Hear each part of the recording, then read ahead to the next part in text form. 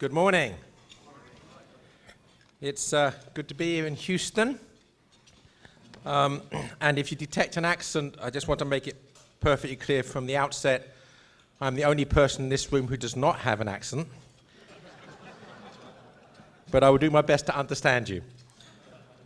So this is going to be a very brief talk within the theme of this morning's event, which is, if you like, the heroes and heroines who fought against the tyranny of the Soviet Union and of communism, and that Winston's asked me to speak on one of those heroes, Alexander Solzhenitsyn.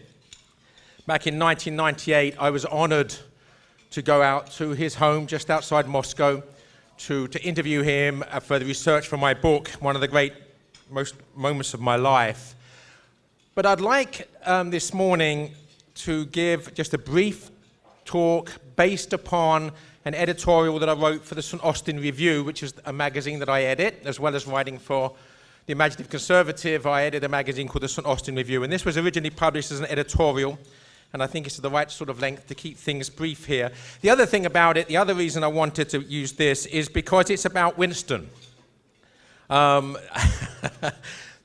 Winston Eliot, but Winston Smith. And those of you that have read 1984 by George Orwell will know that Winston Smith is the protagonist of that novel. And I want to, in this talk, I want to compare the real-life hero Solzhenitsyn with the fictional hero Winston Smith from 1984.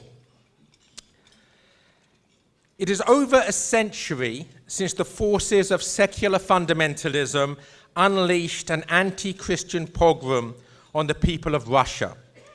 Declaring the liberation of man from God, the communists sought to murder the mass, replacing it with mass murder. In the following decades, tens of millions were sacrificed on the altars of atheism as man, unshackled from the constraints of Christian morality, showed the horrific deadliness of his enlightenment. With perverse and infernal irony, men were slaughtered in the name of man. The seeming omnipotence of man was reinforced by the monolithic state, the political machine with which man crushed men. The man machine shoveled millions of men into death camps, feeding them like fodder to man almighty, the new god of materialism. This was the madness of Marxism, a madness that seemed to sweep the world before it in the first half of the last century. It seemed to be maddeningly charming, sweeping men off their feet and out of their heads. Its kiss was a curse, the kiss of death. In the midst of this Marxist maelstrom, a child was born. His name was Alexander Solzhenitsyn. He was much like any other child of the revolution. He was brainwashed by the man-machine's education program and became a clone of the system. He fought for the machine during the Second World War, idolizing Stalin, the self-styled steel man who was master of the machine. And he witnessed the raping and pillaging of Prussia as part of the Stillman's bloodlustful revenge on the Germans. He then committed the heresy of criticizing the Stillman in a letter to a friend. Denounced as a blasphemer against man, he was sent to prison, where he lost his faith in Almighty Man, and where he discovered for the first time the exiled God. Liberated from the slavery of subservience to a false god, Solzhenitsyn found his freedom whilst in prison. Turning his back on man, he learned to love men. The will made steel had been overthrown by the word made flesh. Later, after almost dying of cancer, he found life in his near-death experience. It was this near-death experience that led to his final conversion to Christianity. In his death was his resurrection. Now, aided by the risen God, he was ready to harrow hell itself. He was only one small man, seemingly powerless against the Soviet system. But aided by the God-man, he was ready to take on the might of the man-machine. Almost single-handedly and almost miraculously, this one man would play a major role in the overthrow of man almighty, at least in its Soviet incarnation.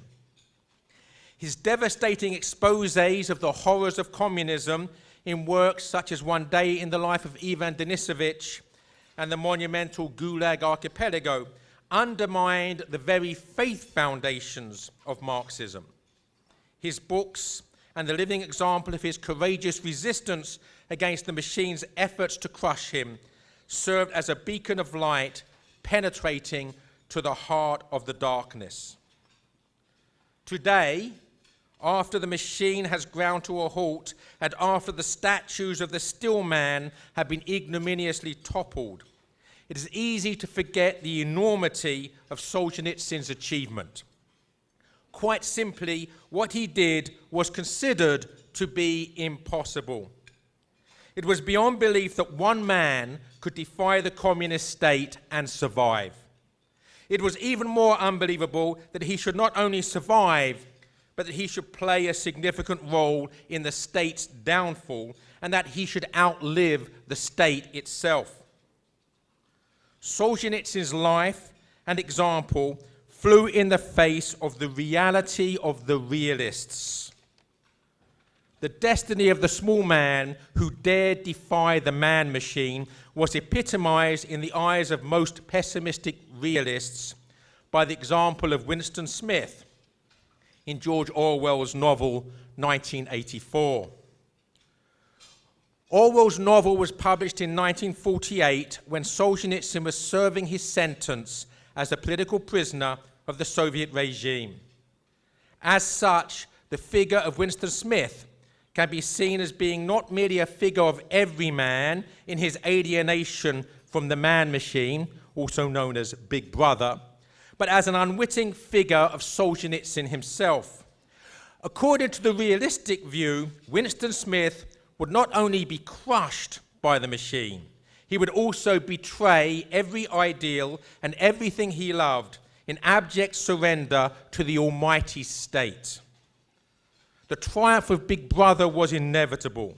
It was preordained. It was fate, and to deny and defy fate was fatal and futile. The fact is that Orwell had failed to shake off the Hegelian determinism of his Marxist past. He had long since become disillusioned with Marxism, but still believed that the forces of history were immutable and the triumph of the man-machine inevitable. Orwell still believed, like his former comrades, that the man-machine was omnipotent. He only differed from them to the extent that he hated the omnipotent God, whereas they admired it. Solzhenitsyn, on the other hand, did not believe that the machine was a god, but merely a dragon or a demon, a manifestation of evil. He did not believe in fate, but in freedom, the freedom of the will and its responsibility to serve the truth. Fate was a figment of the imagination, but the dragon was real. Furthermore, it was the duty of the good man to fight the dragon, even unto death if necessary. Solzhenitsyn fought the dragon, even though it was thousands of times bigger than he was, and even though it breathed fire and killed millions of people. He fought it because in conscience he could do nothing else. In doing so, he proved that faith, not fate, is the final victor. Faith can move mountains. It can move machines that were thought to be gods. It can move and remove Big Brother. Solzhenitsyn has rewritten George Orwell's novel using the facts of his life as his pen. He represents the victory of Winston Smith. And that's not all. He is also living proof that St. George slays the dragon, that David slays Goliath, and that Jack slays the giant. The saints are alive, the Bible is true, and fairy stories are more real than so-called realistic novels. Truth is not only stranger than fiction, it has a happier ending. Thank you.